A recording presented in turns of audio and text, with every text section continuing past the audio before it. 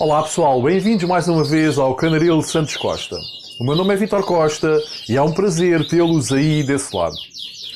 Hoje venho apresentar outra entrevista. Desta feita, o canal Canaril Santos Costa voou até ao mundo das caturras e fomos pousar no caturril do criador mais conceituado a nível nacional desta espécie. Refiro-me ao criador e juiz com OMJ de psitacídeos, Tiago Neves. Não percam esta entrevista dividida em duas partes, com bastante conhecimento sobre o manuseio, a criação, a manutenção das caturras. Sem mais delongas, deixo-vos com a primeira parte da entrevista.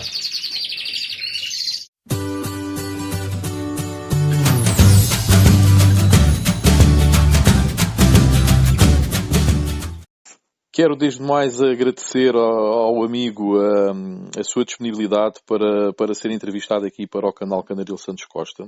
Eu iria começar por pedir para se apresentar, ou seja, que indicasse o seu nome, a sua idade e o local onde vive. Ora, o meu nome é Tiago Neves, moro na Maia e tenho 33 anos. Ok. Diga-me uma coisa, que tipo de aves cria? Olha, crio exclusivamente caturras. Neste momento, exclusivamente caturras. Já criei outras espécies, mas já há quase 15 anos que me dediquei exclusivamente a esta espécie. Ok. Há quantos anos cria aves?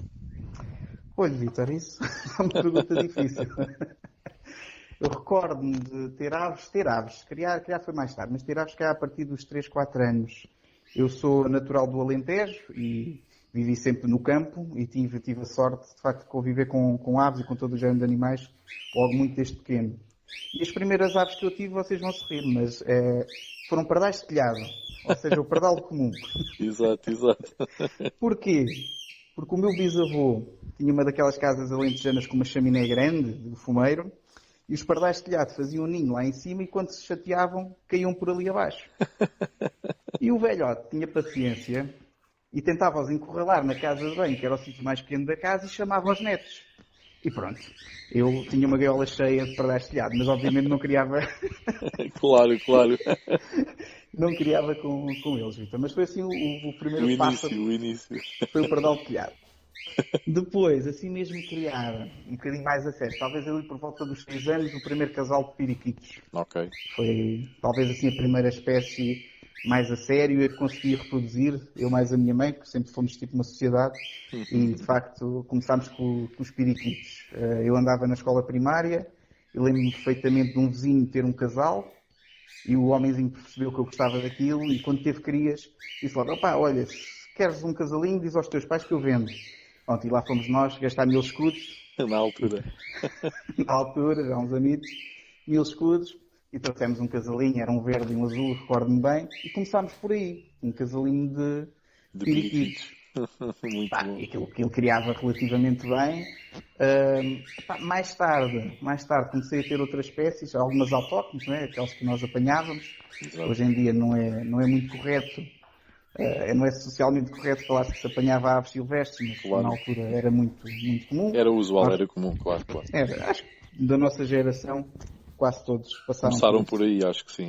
Nós descobrimos os ninhos, metíamos os ninhos quando era quase no fim, que eles já estavam quase a sair numa gaiolinha, e depois acabávamos de ficar com eles. Mais tarde ainda, fiz umas férias em Montargil, ali também no Alentejo, e fiz lá um amigo que o hobby dele era apanhar bicos de lacre. Aquela zona tem muitos bicos de lacre. Então ele apanhava aquilo com armadilhas, com visga, etc. E nesse verão, trouxe de lá, 3 casais de bicos de lacre. Como já tinha os periquitos, como já tínhamos aquele 6 ou 7 bicos de lacre, decidimos fazer um viveiro comunitário na rua. Então fizemos assim um viveirozito, e aí, olha, começaram a vir mandarins, começaram a vir pardais de java, rolas de diamante, codornizes da China. Pronto, isso foi mesmo... Foi a fase colecionador. A fase colecionador, é verdade. Todos nós passamos por essa fase. Exatamente. E acho que é bastante saudável antes de descobrirmos verdadeiramente a nossa vocação, entre aspas. Exatamente. Mas, essa parte de colecionador. E tive durante muitos anos, principalmente ligado aos exóticos. Aí até 2004, mais ou menos criava em viveiros comunitários e principalmente pardais de Java, rolas de diamante, mandarins, bengalis, esse tipo de pardais, criava isso tudo. Ali mais ou menos em 2004, 2005, aquilo já era uma grande quantidade e eu estava quase a ir para a universidade e começámos a pensar que aquilo era muito trabalho para a minha mãe ficar a tratar daqueles passarinhos mais pequenos. E pensámos, então o que é que vamos pôr aqui? Vamos pôr aqui uns psitacídeos, vamos deixar os periquitos também que criam muito. O que é que vamos arranjar para aqui? Então, na altura, pensámos nas caturras. Ok. Pensámos nas caturras, fiz umas trocas, troquei uma data de pardais de Java por 3 caturras, vieram 2 fêmeas e um macho. Comprei mais um macho, e tudo começou com esses 2 casais. Com esses 2 casais de caturrinhas ali para... Eu não me recordo bem, para aí para 2005, mais ou menos. Mais ou menos. Olha, fale-me um pouco sobre essa espécie. De que zonas são originárias, em termos de standard, o que é pretendido numa caturra? Uhum. É assim, as caturras são originárias da Austrália, zonas semidesérticas, elas são nómadas, elas fazem grandes distâncias para se alimentar, são muito sociáveis e facilmente chegam a bandos de centenas de indivíduos. Em termos de porte, etc., elas têm mais ou menos entre 30 a 35. As caturras que nós normalmente vemos por aí têm à volta de 30, 32, a disposição chega aos 35, desde a ponta da cauda até à ponta da popa, e a popa aqui ajuda muito nesta disposição, a criar mais uns centímetros. Em termos de peso, também varia muito. Aves de 70 gramas, muito pequeninas, até aves com 130, 150 gramas, aves mais robustas. Assim, uma descrição muito simples dela, das caturras. É uma ave, de facto, com formas arredondadas, uma ave robusta de peito cheio, e de facto tem uma postura, quando no poleiro, de facto, de muita magnitude. Portanto, é uma ave que fica imponente no poleiro. É uma ave que fica imponente no poleiro. Depois, em termos ornitófilos, eu, na minha opinião, mas eu sou suspeito, porque eu adoro as caturras, então sou suspeito, mas eu acho que é o psitacídeo ideal. Porquê? Porque ele tanto se adequa ao iniciante, exatamente por ser uma ave extremamente robusta, de fácil criação, fácil maneio, pouco exigente em termos de condições. E se há algum pecado nas caturras é que, de facto, são pouco exigentes e às vezes o pessoal abusa um bocadinho nas condições que proporciona. Claro. É o grande problema que eu noto. E diga-me outra coisa, são aves robustas relativamente a doenças? Muito robustas mesmo. É raríssimo ter uma ave que morra, é raríssimo. O que é que já tive problemas com ela? Já há muitos anos tive um surto de coccidiose, mas veio porquê? Porque eu tinha feito uma importação e não fiz uma quarentena correta. E as aves as que vieram de importação não morreram nenhuma, mas algumas das minhas ficaram contaminadas e morreram na altura. Depois, a partir daí, comecei a ter muito mais cuidado cada vez que introduzia aves novas, fazer quarentenas mesmo sério, e nunca mais tive problema desse género. Elas são muito suscetíveis a fungos, mas eu nunca tive problemas nas minhas instalações, com fungos nem com outros tipos de doenças. Mesmo parasitas, eu todos os anos fazendo recolha de fezes, algumas vezes também análise sanguíneas e veterinário. Nunca detectou nada de suspeito. De qualquer forma, eu desparasito todos os anos, uma vez que estou no exterior e tenho contacto com aves silvestres. Exato. Em termos de espaço, sabemos que grande parte dos psitacídeos precisam de muito espaço. As caturras são também uma ave que necessita de muito espaço? A norma nos psitacídeos é quanto mais espaço, melhor. Digam o que esperem, a verdade é esta. São aves que precisam, de facto, de voar e ter algum espaço. Nas caturras, o que é que se considera o mínimo possível para ter um casal? É 1 metro de comprimento, por 50 de largura e 50 de altura. Isto para um período de criação. O ideal é depois, a seguir, passar por uma voadeira maior na altura da muda da pena, na altura de descanso. Eu, por exemplo, crio em gaiolas com 1,20 m, 60 de altura e 50 de largura, com ninhos exteriores. Para o menos espaço possível, para elas poderem estar à vontade. Mas depois, na altura da muda, no repouso, tenho uma voadeira com 5 metros de comprimento por 2 de largura e 2,40 de altura, e tenho outra, que é normalmente onde estão as crias, e a parte mais mais novas, que têm 3 metros de comprimento e 2,40 de altura e 2 de largura. Ou seja, fora da época de criação, acabam por ficar em banda, em colónia, é isso? Exatamente. Eu gosto de as ter em colónia, elas têm um comportamento sociável muito engraçado, formam mesmo o bando, o grupo. Quando dou algum alimento no chão ou penduro, elas vão mesmo, digamos, em grupo e em grupo, é muito engraçado.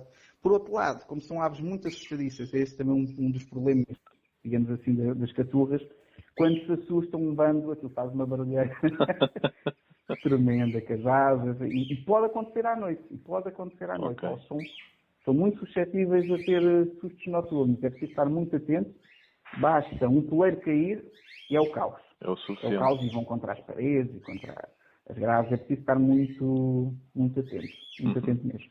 Diga-me outra coisa, é sócio de que clube ou de que clubes? Sou sócio da Associação Ornitófila Nacional, que é ali de Porto Alegre. Antigamente era o Clube Ornitófilo do Reguengo. Ok. Eu, como sou natural de Porto Alegre, apesar de estar aqui no Norte já há uns anitos, foi o meu primeiro clube e tenho sempre mantido ali com eles, que são malta porreira. Costuma expor as suas aves? Se sim, em que exposições é que costuma participar? Sim, costumo participar, não tanto como gostaria. Há, de facto, quando comecei com as caturras, expunha todos os anos em várias exposições regionais, nomeadamente no Reguengo, lá em Porto Alegre, e ia sempre ao Nacional, sempre. Depois passei mais a ir ao Internacional do Atlântico, aqui em cima, e aos Mundiais, e houve ali uma fase que, devido também a ser juiz, não tinha muito tempo, na época, como já ia julgar em muitas exposições, e tive ali 3 anos sem expor. Sem expor. Voltando a expor em 2019 também no Internacional do Atlântico, aqui em cima. Também. Fale-me um bocadinho de títulos já conquistados, é sempre importante, o pessoal gosta sempre de ouvir. De ouvir essa parte, não é? E para nós também é motivante. Claro, Nós, claro. quando andamos nesta parte esportiva, é mesmo para termos resultados. Em termos de campeonatos nacionais, já perdi a conta, 5, 6 campeonatos nacionais a ganharem praticamente todas as classes. Em campeonatos do mundo, tenho um título de vice-campeão em Lutinas aqui no campeonato de 2016 em Portugal. E depois, em 2017, em Espanha, faço o primeiro lugar com uma equipa de Opalinas. Pronto, e eu destacava estes 2 títulos como os mais importantes. Os mais relevantes. Os mais relevantes mesmo, os mais relevantes. São aqueles que nos dão, de facto, mais gosto. Fale-me também um pouco da sua posição enquanto juiz. Enquanto juiz, minha posição enquanto juiz, de facto é um gosto, acho que é um serviço público que fazemos, não é? Há muita ideia que o juiz ganha mundos e fundos, não, é de facto um serviço público que fazemos, porque ninguém sai de casa num domingo ou num sábado e deixa estar da família para ir ganhar 15 euros, não é isso que acontece.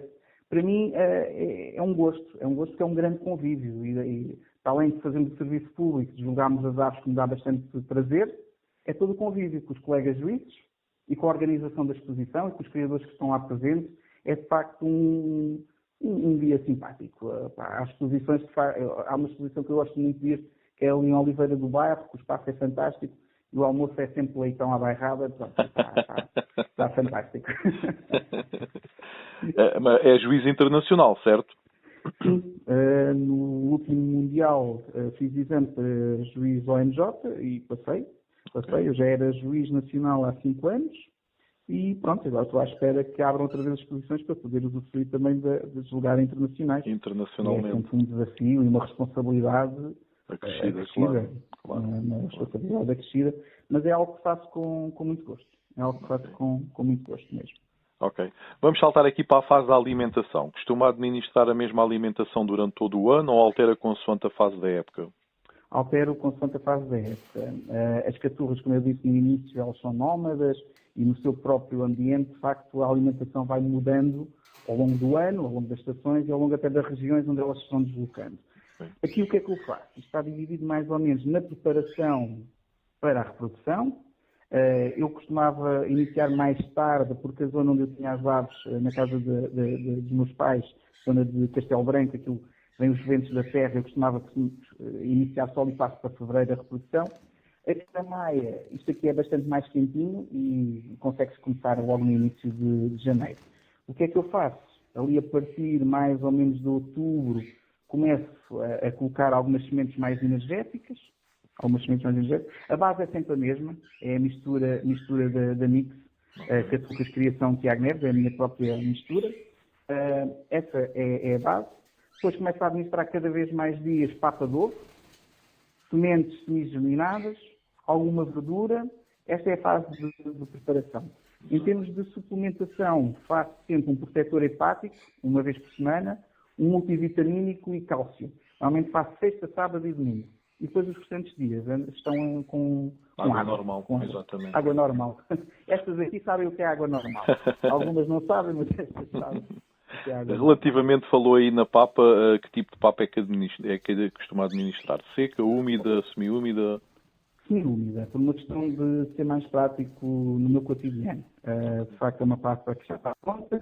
É só juntar alguns suplementos, normalmente também um multivitamínico, alguns tratos herbáceos, por acaso o PicMed, que utilizo com bons resultados, exatamente para combater a coccidiose, etc. E normalmente também ali um extra de proteína com levedura de cerveja, funciona muito bem também. E depois é só administrar. Faço logo à volta de 1 kg e depois administro. Não misturo com as sementes germinadas. Como tenho muito medo que ocorra algum problema, as sementes são dadas à parte durante o período de criação e a papa também. Tem comedores separados. Okay. Essas sementes germinadas que está a falar são as sementes germinadas próprias para caturras, certo? Próprios para psitacídeos. Uso mesmo da Mix também. Da Mix também eu utilizo para grandes psitacídeos. O que eu faço não é propriamente um germinado. Eu chamo-lhe o semi-germinado porque eu faço 12 horas de imersão, de hidratação, e depois 12 horas, digamos, no passador. Elas não chegam propriamente a germinar, mas já começa toda a replicação celular e já está, de facto, com muitos nutrientes. Ok. Enquanto, de facto, quando deixamos de germinar mais, o que vamos ter é mais próximo de um legume do que propriamente aquilo que me interessa nesta fase da criação, que é ir buscar todos aqueles aminoácidos extremamente ricos. Exatamente. Relativamente a tratamentos, disse-me há pouco que costuma fazer análises de fezes e de sangue das suas aves, mas costuma também fazer algum tratamento prévio à altura da criação? Por norma, não. Só se for detectado, de facto, algo, é que faz. Só se as análises detectarem qualquer situação é que administra aquilo que for indicado, é isso? Exatamente. Felizmente, nunca aconteceu ter detectado nada. No entanto, o que é que eu faço? Mas faço exatamente o que gosto no exterior. Uso sempre umas gotas de ivermectina, o parasita da bosna. Exato. Sempre. Antes de os colocar nas galas de reprodução, faço sempre isso. Uma desparasitização externa, claro. Sim, acabo sempre por fazer. Mas nunca foi necessário, mas eu acho mais seguro fazê-lo antes de... Como a seguir às exposições. A seguir às exposições também coloco sempre uma gotinha ou duas de ivermectina. Aquilo é igual ao pulmoção, só que é maior a embalagem. Exatamente. Por norma não faço tratamento. Há quem dê back-off, etc. Todos os anos eu não faço. Okay. Durante a altura de criação, tem por hábito ajudar a alimentar as crias ou as caturras fazem criação direta? Não há necessidade? Não, as caturras fazem por norma criação direta. Há quem cria à mão para pets, como estávamos a falar no início, elas são bons pets. Aqui não crio para pets, elas criam. Por norma, as caturras até conseguem levar as ninhadas bem até ao fim. Se forem ninhadas de 3, 4 crias, até 5, normalmente vão com o mesmo desenvolvimento. Não há grande diferença. Às vezes alguma fica um bocadinho mais atrasadinha e acaba por sair mais tarde do ninho, mas não é nada de preocupante. Se for uma ave mesmo muito fraca, acaba por morrer. Mas se for uma ave muito fraca, acaba por morrer e eu não auxilio. Porque há uma norma. Eu prefiro, de facto, que morra uma cria no ninho do que ter um plantel fraco de futuro. Então prefiro que fiquem sempre os mais fortes. Há quem não concorde, não é? Acham cruel, mas aqui sempre funcionou assim. É um bocadinho como a lei da selva, não é? Acaba por ser um bocadinho como a lei da selva, ou seja, os mais fortes é que sobrevivem. Até por falta de tempo, digamos assim, também, para criá-las à mão, não me é possível de todo. Então, elas enrascam-se bem, normalmente fazem a criação sem qualquer problema e depois, a partir daí, se houver algum problema, mas é raro, a sério. Não vou estar aqui a dizer que as caturras são extremamente difíceis, não acontece. Há uma ou outra mutação mais complicada, mas no geral elas criam bem e levam a postura até ao fim, o choco até ao fim, criam muito bem as crias e se as deixarmos até que criam mais do que deviam. Pronto, Ok, acabam ok. por acontecer também um bocadinho isso. De qualquer das formas, isso não sei se é possível ou não, que sou leigo na matéria, mas seria possível usar amas de outras espécies para criar caturras, se isso houvesse necessidade? Há relatos, e eu eu nunca fiz. Eu nunca fiz. A melhor ama para caturras é outra caturra. Pronto. Ok. Até pela forma de alimentar, que é muito particular, o posicionamento da cabeça, mesmo o próprio som das crias é muito exuberante e não é todas as espécies que querem alimentar as caturras. A verdade é esta. Casos conhecidos interessantes é os cacriquis, que criam caturras, mas também criam praticamente tudo. São uns pássaros fantásticos São para tipo os amas. bengalis do Japão dos psitacídeos. Mais ou menos. No entanto, que eles também não, os bengalis agarram ovos quase sem serem casal e É os verdade. cacariquis não é assim.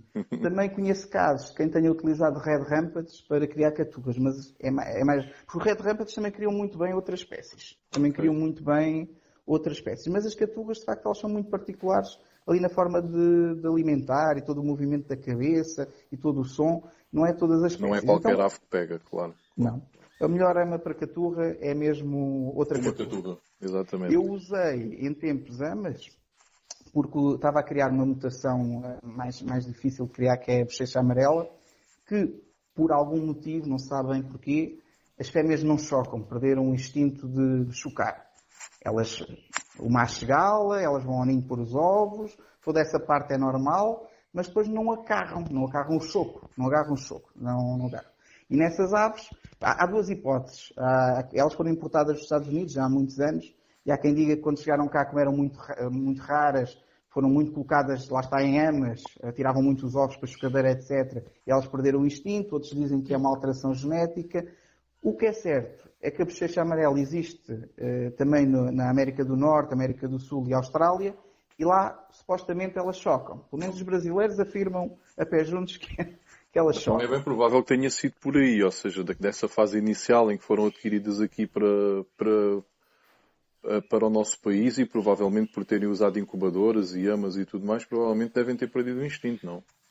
É possível, é possível. Eu acredito mais que seja alguma alteração genética que fez perder o instinto. Alguma seleção, Sim. algo que se passou ali com a mutação. No entanto, é uma das mutações mais bonitas que existe nas caturras. É uma mutação, em termos de aspecto, muito simples, ou seja, é uma caturra normalíssima, só que a bochecha, em vez de ser vermelha, é amarela dourado.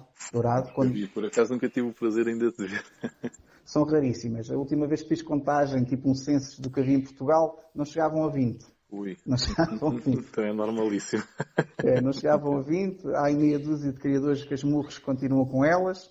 Eu deixei de as criar ali por volta. Eu comecei com elas em 2010 e por volta de 2016 deixei de as criar.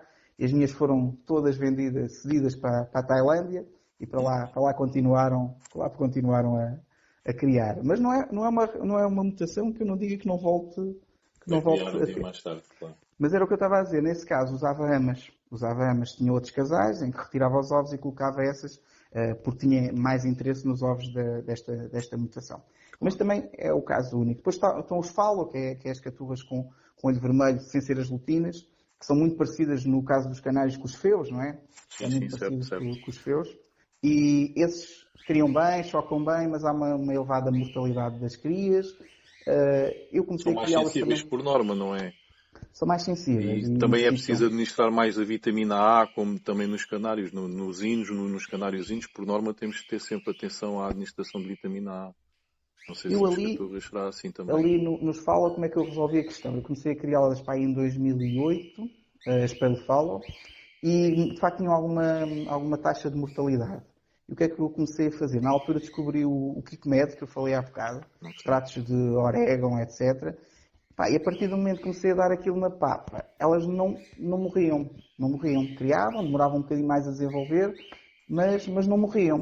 O que me leva a crer que elas morrem por alguma debilidade gastrointestinal. Ok. Alguma falta de assimilação, ou são mais sensíveis a algumas bactérias oportunistas.